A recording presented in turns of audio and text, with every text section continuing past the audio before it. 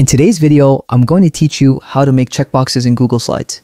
Whether you are creating a presentation for work, school, or personal projects, adding checkboxes can be a helpful way to organize tasks, steps, or checklist items efficiently.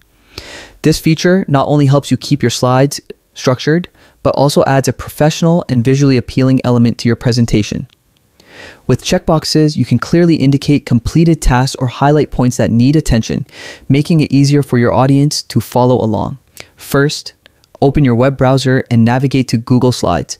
If you haven't signed in yet, log in using your Google account credentials. Signing in is essential because it allows you to access all your presentations, make edits, and automatically save your work to Google Drive. Once signed in, you'll arrive at the Google Slides homepage. Here, you can choose to start a blank presentation for complete customization or select a template that fits your theme and style. Both options will lead you to the Google Slides editor, where your slide is ready for content. To add checkboxes, navigate to the toolbar at the top of the page. Look for the bulleted list icon and click on it.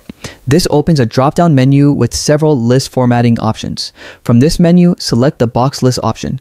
This feature converts your text into a list with boxes beside each item, making it easy to organize tasks and ensuring everything appears neatly on your slide.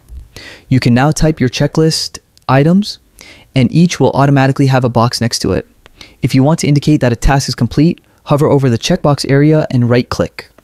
A context menu will appear with additional options. Look for the checkmark option and click it to insert a checkmark inside the box, effectively turning it into a checked checkbox.